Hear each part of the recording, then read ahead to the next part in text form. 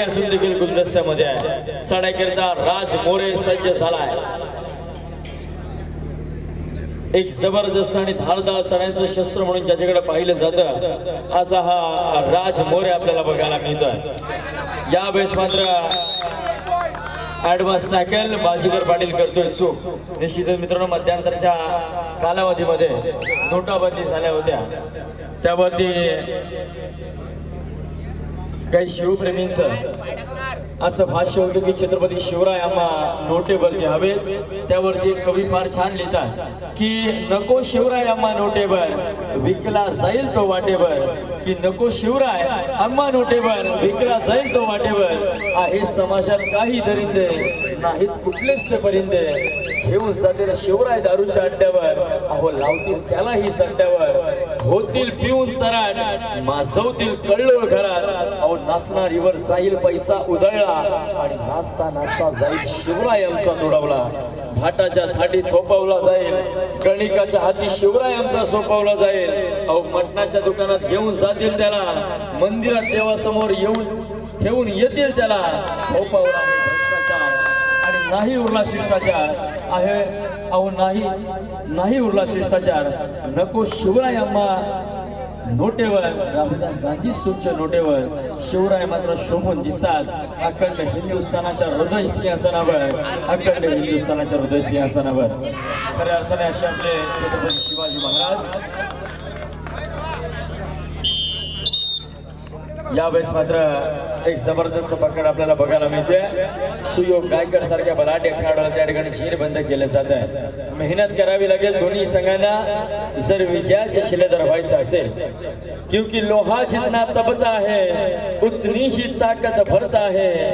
Hero को जितनी धार लगे उतना प्रखर चमकता है.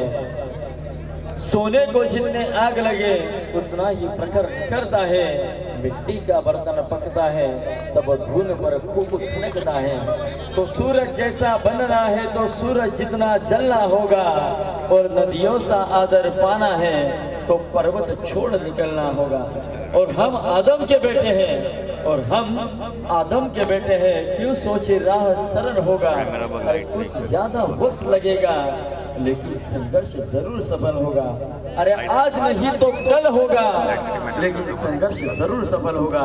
लेकिन संघर्ष जरूर सफल होगा. आता मात्र संघर्ष करावा लागेल दोन्ही संघांना. विजयाचे शिलेदार निश्चितच तुम्ही होणार आहात, परंतु मित्रांनो संघर्ष तुम्हाला करावा लागेल. तुम्ही विजयाचे शिलेदार या मैदानावर होणार आहात.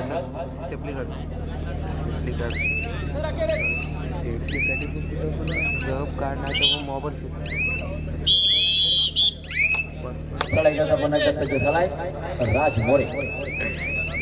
5 विरुद्ध 1 असं समीकरण असेल.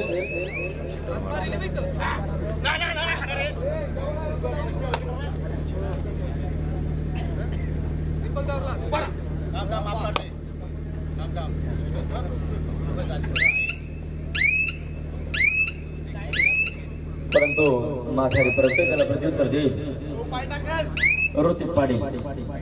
निश्चितच एक जबरदस्त चढाई. 22 नंबरच्या जर्सीमध्ये सज्ज झालाय.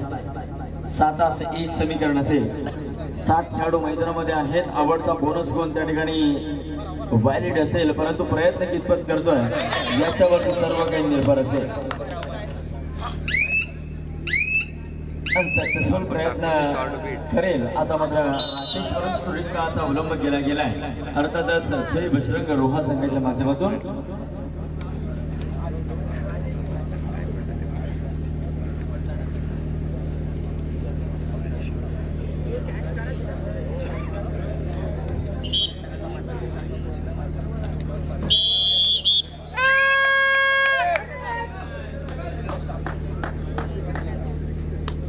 प्रफुल्ल हरिश्चंद्र पाटील बारक्या शेट यांच्या माध्यमातून ऑफर असेल.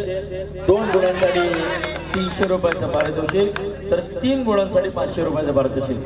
संपूर्ण सामना संपेपर्यंत ही ऑफर असेल सर्व खेळाडूंसाठी.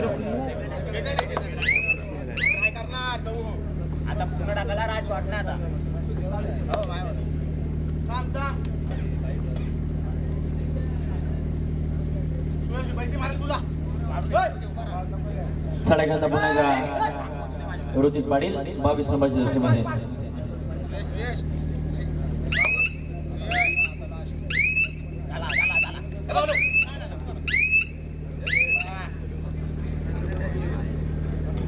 तीन आणि 0 अशी गोलंदाजी असावी. चढाई करतात पुन्हा या ठिकाणी राकेश गायकवाड आपल्याला बघायला मिळेल. जय बजरंग रोहा संघाचा एक शांत संयमी खेळाडू, खऱ्या अर्थाने संपूर्ण संघाची जबाबदारी जो आपल्या खांद्यावरती घेतो आणि लढ्या पेलतो देखील असा हा राकेश गायकवाड माघारी परतलाय.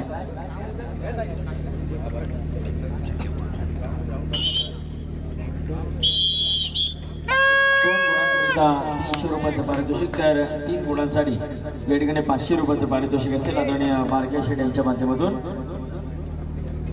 आता मात्र थर्ड रेड, तिसरी चढाई डू ऑर डाय, करो या मरो सिच्युएशन मध्ये चढाई करता सज्ज झालाय ऋतिक पाटील. यावेळेस मात्र सुराग जबरदस्त मध्यरक्षक, खरोखर एक कॉम्बिनेशन टॅकल आपल्याला बघायला मिळतंय मैदानावरती सुरागच्या माध्यमातून. अतिशय सुंदर.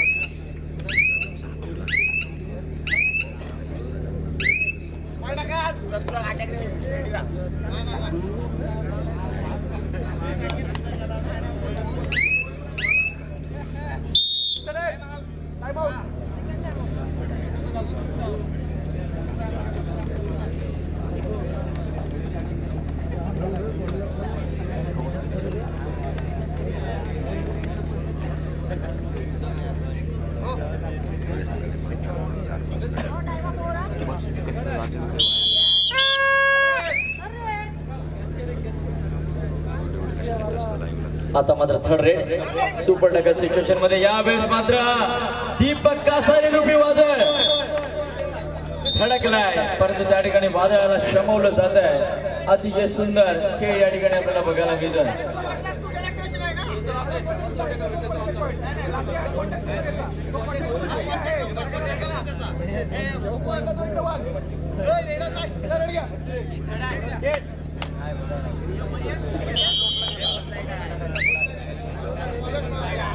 आकाश कोंडिलकर आता मात्र बहुतांश वेळानंतर या खेळाडूला संधी मिळाली आहे. मित्रांनो, एक आक्रमक चढाई बहादर म्हणून जाणला जातो. जर्सी क्रमांक 12 आकाशच्या स्वरूपामध्ये निश्चितच मरीदेवी धीरेन संघाला देखील एक जबरदस्त आणि खूंखार खेळाडू मिळाला आहे. हे देखील विसरून चालणार नाही आहे. बघूया कितपत प्रयत्न करतोय, परंतु माघारी भरला त्याला प्रत्युत्तर देईल राकेश गायकवाड.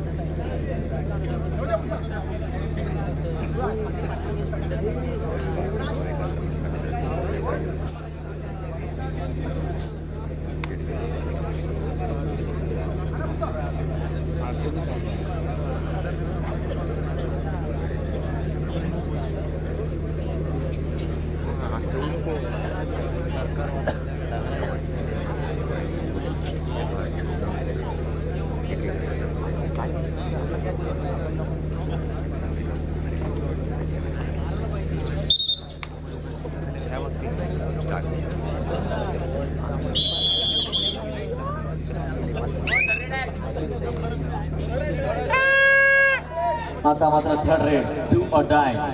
आकाश प्रयत्न करेल का? नक्कीच प्रयत्न करावे लागतील मित्रा. संघाच्या विजयाकरता मात्र स्वतःला झोकून द्यावं लागेल आणि ती क्षमता निश्चितच मित्रांनो या आकाशमध्ये आहे, कारण जबरदस्त वेग आकाशच्या पायात आहे.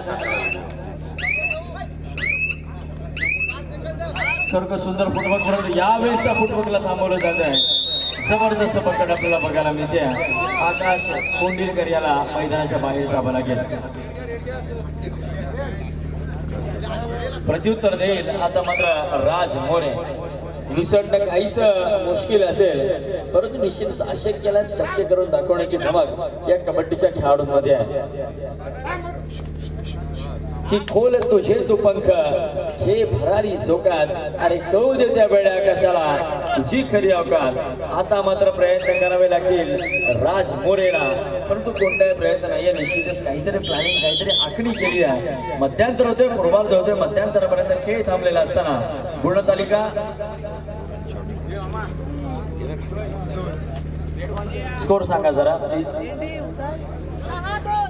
6 आणि 2 निश्चितच 4 गुणांच्या फरकाने आघाडीवरती असेल अर्थातच जय बजरंग रोहा. परंतु मित्रांनो, मराठ्यांच्या रक्तामध्ये शेवटच्या खेळापर्यंत हार नाही आणि कबड्डी सारख्या खेळामध्ये मरीदेवी धीरण संघ आपल्याकडे 3 आक्रमक चढाईपटू असताना 3 आणि 4 गुणांची आघाडी काही फार नाही. कमबॅक केला जाईल आणि आपण तो कराल यामध्ये मात्र शंकाच नाही आहे.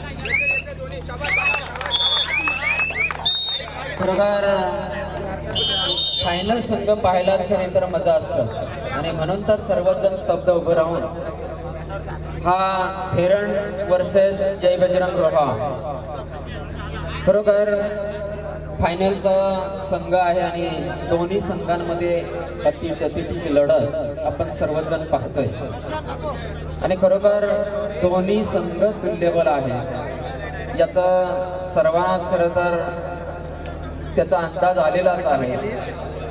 खरं तर धेरण संघ सुद्धा तेवढ्या तुल्यबल आहे, त्याचप्रमाणे जय बजरंग रोहा सुद्धा संघ तेवढाच तुल्यबल आहे आणि दोन्ही संघाची ही अटीतटीची लढाई आपण या ठिकाणी पाहतो. प्रत्येक खेळाडू आपल्या संघाचं यश किंवा संघाचा आलेख कसं वाढेल याकडे तरी खरं तर त्यांचं लक्ष आहे आणि खरोखर अतिशय शांततेने या ठिकाणी ही फायनलची स्पर्धा या ठिकाणी आपण पाहतोय.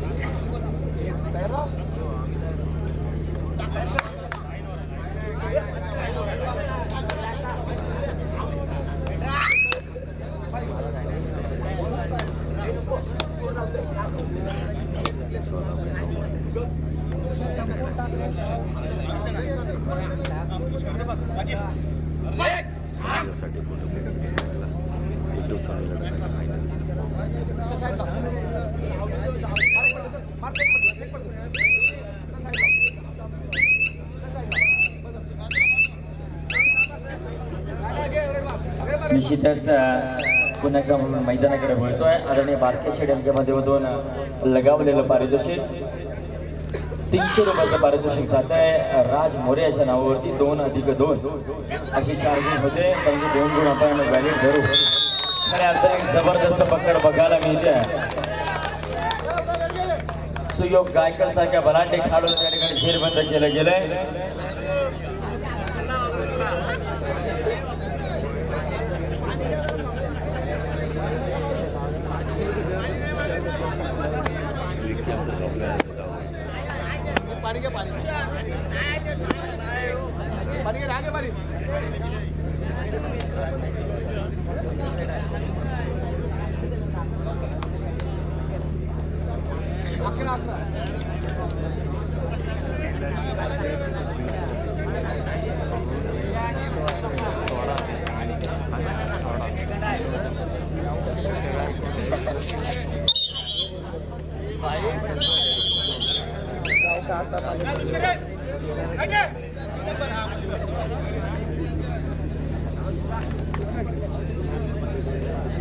आता मात्र कमबॅक असून देखील बाकी असेल या ठिकाणी मरिदेवी धीरण संघ आपला कमबॅक होणं या ठिकाणी अतिशय महत्वाचं आहे.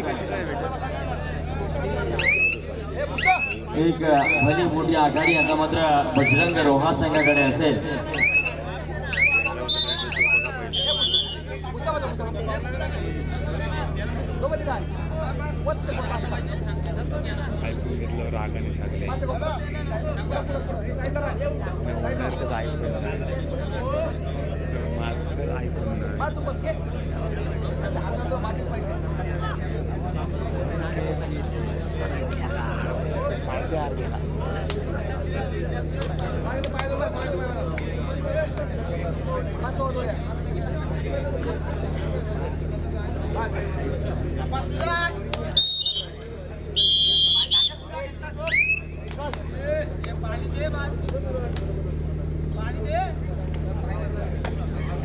पण एकदा ऋतिक पाटील या ठिकाणी 7-1 समीकरण असेल. बोनसचा बादशाह म्हणून ज्याकडे पाहिलं जातं यावेळेस मात्र अनसक्सेसफुल प्रत्युत्तर देईल.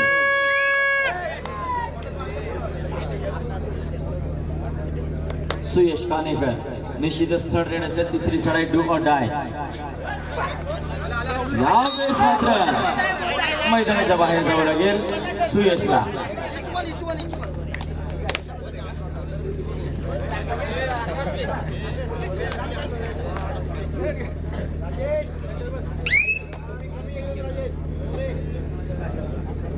प्रत्युत्तर दखल पुन्हा एकदा ऋतिक त्या ठिकाणी आपल्याला बघायला मिळतोय.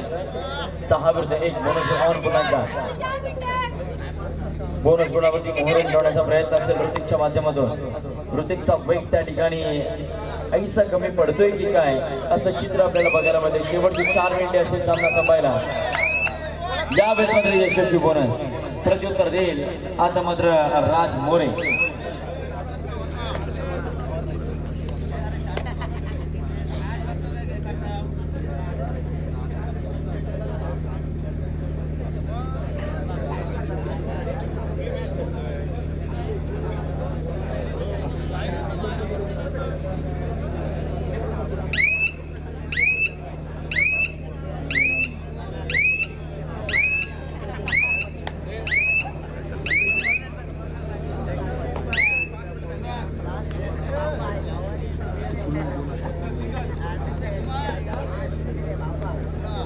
निश्चितच प्रयत्न करावे लागतील मरिदेवी धीरण. जर आपल्याला सामना विजयी व्हायचा असेल, रोख रक्कम 33,000 आणि आकर्षक चषक जर आपल्याला आपल्या नावे कोरायचं असेल तर मग मात्र प्रयत्न करावे लागतील ऋतिक पाटील याला. कोणताही प्रयत्न नाही आणि मात्र माघारी परत प्रत्युत्तर देईल राज मोरे. वेगवेगळ्या धोरणाचा आता मात्र अवलंब केला जातोय. अर्थातच जय बजरंग रोहा संघाच्या माध्यमातून प्रयत्न काहीसे कमी पडतात. मरिदेवी धीरण आपल्याकडे आकाश आहे, आपल्याकडे सुयोग आहे, आपल्याकडे ऋतिक आहे आणि अशा सिच्युएशन मध्ये आपण माघार घेताय कसं शक्य आहे?